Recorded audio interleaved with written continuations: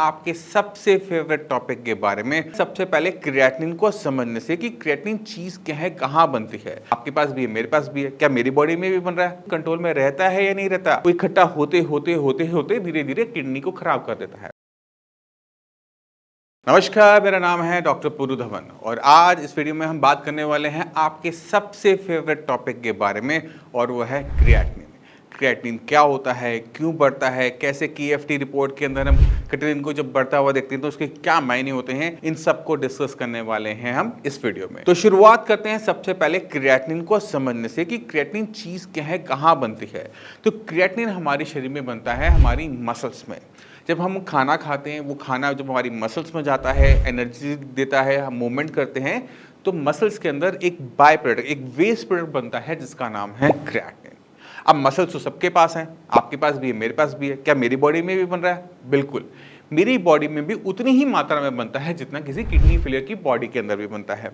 मगर जब वो मेरी बॉडी में बन रहा है तो मेरी किडनी उसको day by day, her time, her second filter out कर देती है, यूरिन बनाती रहती है और वो बॉडी से बाहर जाता रहता है। मगर किडनी फेलियर पेशेंट की बॉडी में क्योंकि किडनी कम काम कर रही है, उसकी वजह से क्या होता है कि किडनी फिल्टर नहीं कर पाती। अब जब बन रहा है और निकल नहीं पा रहा तो क्या होता है, वो ब्लड में इकट्ठा होना शुरू हो जाता है। और यही हमें अपनी KFT रिपोर्ट में भी देखने को मिलता है कि क्रिएटिनिन के लेवल्स बढ़ने लग गए। कब? जब किडनी खराब होगी तब। अब पेशेंट के माइंड में क्या होता है कि पेशेंट को चाहिए कि क्रिएटिनिन डाउन करना है, बट क्रिएटिनिन के पीछे सोचते सोचते वो किडनी को भूल जाता है कि किडनी क्यों कम काम कर रही है। तो आज के बाद, इस वीडियो देखने के बाद आप सबसे पहला काम क्या करोगे, अपनी किडनी के बारे में सोचोगे। किडनी को अपने माइंड के सामने रखो। अब सोचो कि इस किडनी को किसने नुकसान पहुंचाया। किडनी को नुकसान पहुंचाने वाली दो बड़ी चीजें होती हैं जो 80% पेशेंट में देखने को मिलती है। पहली है, या तो आपका ब्लड प्रेशर बढ़ा रहता होगा पहले या अभी भी होगा, या फिर आपको बहुत लंबे टाइम से डायबिटीज होगी, और हो सकता है कि बीपी और शुगर दोनों की दिक्कत आपकी बॉडी में चल रही है। अगर आप बीपी और शुगर के लंबे टाइम से पेशेंट हैं तो चांसेस हैं कि आपकी किडनी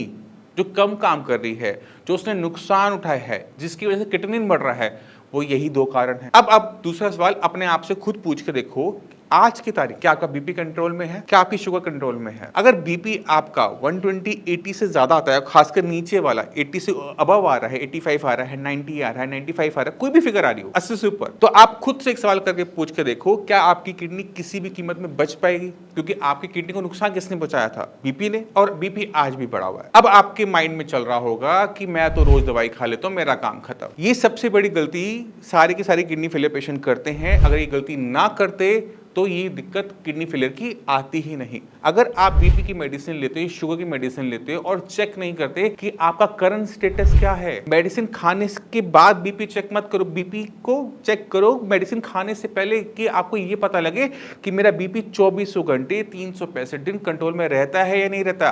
क्योंकि अगर बीपी आपका रात को बढ़ता है, दिन में मेडिसिन खाने से कंट्रोल में आ जाता है, तो रात को किडनी को नुकसान होता है। और ये जो रात रात को नुकसान हो रहा है, वो इकट्ठा होते होते होते होते धीरे धीरे किडनी को खराब कर देता है। तो अगर आपका बीपी और शुगर आज की तारीख में बढ़े हुए हैं, तो खुद से एक और सवाल करके देखो, पूछ के देखो अपने आप से, क्या मेरी किडनी बच पाएगी? आंसर क्या आया? नो। तो अब आपको जरूरत है अपनी बीमारी की जड़ पे काम करने की, अपनी किडनी पे काम करने की। किडनी को बचाना है किससे? पहले बीपी से, शुगर से। जब बीपी शुगर कंट्रोल में आ जाते हैं ना, तो किडनी और खराब होना बंद हो जाती है। मान लो कि क्रिएटिनिन लेवल आपका 4 है, मान लो अब 4 क्रिएटिनिन लेवल पे 60% किडनी फेलियर होता है, 60% किडनी खराब है। अब बीपी शुगर मैं आज की तारीख में कंट्रोल में लेकर आता हूं, खुद से पूछ के देखो कि क्या आपकी किडनी को और नुकसान होगा? नहीं होगा। चांसेस है कि उसको नुकसान जो हो रहा है वो रुक जाएगा, क्योंकि अब जो कारण है जो किडनी को नुकसान पहुंचा रहा था वो रुक गया। ये बहुत ज्यादा जरूरी होता है हर किडनी फेलियर पेशेंट में कि बीमारी का जो कॉज है उससे पहले कंट्रोल में लेकर आना। अगर आप इसमें चूक जाओगे, आपके लेवल बढ़ते चले जाएंगे, आप मेडिसिन खाते रह जाओगे और अपने लेवल्स को बढ़ते हुए देखते रहोगे। तो सबसे पहले जरूरी है बीमारी के जड़ में जाके बीमारी को कंट्रोल में लेकर आना। और क्यों जरूरी है मैंने आपको वो बहुत अच्छे तरीके से समझा दिया। तो हम क्रिएटिनिन समझ गए, क्रिएटिनिन कहाँ बनता है वो समझ गए। अब चलते हैं कि जब रिपोर्टों में क्रिएटिनिन बढ़ रहा होता है तो उसके मायने क्या होते हैं। जैसे मैंने पहले बताया कि हर बॉडी के अंदर क्रिएटिनिन बनता है। एक नॉर्मल हेल्दी इंडिविजुअल की बॉडी में भी बन रहा है और एक किडनी फेलियर पेशेंट की की बॉडी में भी बन रहा है, बस फर्क ये है कि जहाँ किडनी खराब है उसे वो बाहर नहीं निकाल पा रही। तो हम क्या जांच रहे हैं इससे, जब हम KFT करवाते हैं, रिपोर्ट करवाते हैं, क्रिएटिनिन की वैल्यू पता लगती है, यूरिया की वैल्यू पता लगती है और हम देखते हैं कि वो दोनों बड़े हुए आ रहे हैं। इसके मायने ये होते हैं कि इनसे डरने की जरूरत नहीं है कि क्रिएटिनिन बढ़ रहा है। क्रिएटिनिन इसलिए बढ़ रहा है क्योंकि किडनी खराब हो रही है। अब हमें जरूरत है कि अपनी किडनी की फंक्शनिंग बढ़ाकर इसको बॉडी से बाहर करना, क्योंकि क्रिएटिनिन हमें किडनी की काम करने की क्षमता के बारे में बता रहा है। जैसे मैं अगर काम पे जाता हूं, मैं अपने काम अच्छा कर रहा हूं, तो क्या होगा, मेरे पास कोई पेंडिंग काम नहीं होगा। आपकी किचन में अगर कोई बर्तन अगर इकट्ठे हुए हैं, इसका मतलब यह है कि आपने काम नहीं किया। अगर आपके ऑफिस में आप देख रहे हैं कि आपका काम बहुत पेंडिंग में जा रहा है, तो आप अच्छे से काम नहीं कर रहे। तो हम क्या देखते हैं, हम काम देख के आपके काम करने का आइडिया लगा रहे हैं। इसी तरह से क्रिएटिनिन अगर शरीर में इकट्ठा हो रहा है तो हमें पता लग जाता है कि किडनी कम काम कर रही है। तो क्रिएटिनिन के बढ़ने से यह पता लगता है कि किडनी की फंक्शनिंग के बारे में। अब जो हम नॉर्मल बॉडी के अंदर जो लेवल्स होते हैं क्रिएटिनिन के, वो 0.5 टू 1.1 होते हैं। कुछ लैबों में ऊपर नीचे होता है। बट अगर आपकी क्रिएटिनिन की वैल्यूज नॉर्मल रेंज के अंदर है, यानी आपकी किडनी ठीक ठाक काम कर रही है, ये तो सबको समझ में आता है। बट अगर क्रिएटिनिन के लेवल बढ़ने शुरू हो जाते हैं तो उससे हमें आइडिया लगना शुरू हो जाता है कि किडनी कितने % खराब भी है। अगर क्रिएटिनिन लेवल आपका मान लो कि 1.1 नॉर्मल है, तो 1.2 क्रिएटिनिन आपका आने लग गया, 1.3 आने लग गया, तो उसका मतलब ये होता है कि किडनी एटलीस्ट 30% खराब हो चुकी है। अब आप सोचोगे बड़ा तो वो पॉइंट में है, मैं बोल रहा हूँ 30%। जब भी कभी किडनी को नुकसान होता है तो किडनी अपने काम को कंपनसेट भी करती है।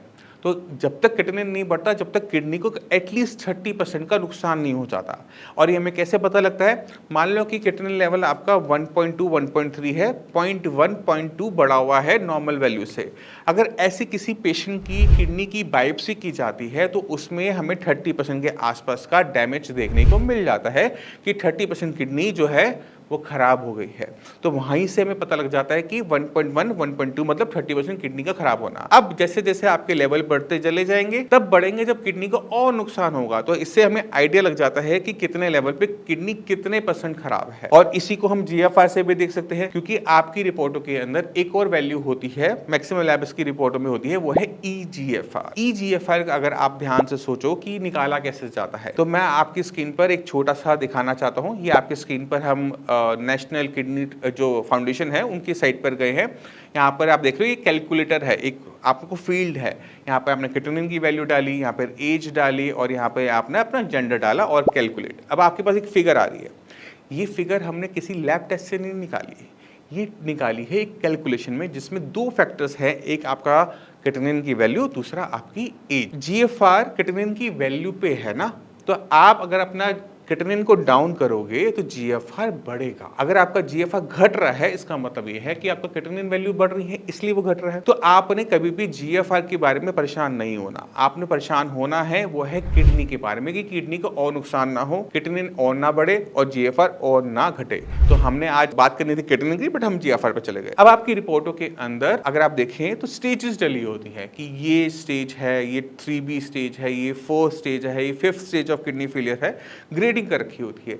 ये ग्रेडिंग इस GFR की वैल्यू जो हम कैलकुलेट करते हैं उसी के बिहाफ पर होती है। तो मिनिमम रिक्वायरमेंट GFR की होती है वो है 90। अगर 120 to 90 अगर आपका GFR आ रहा है, ऑल ओके, कोई दिक्कत वाली बात नहीं है।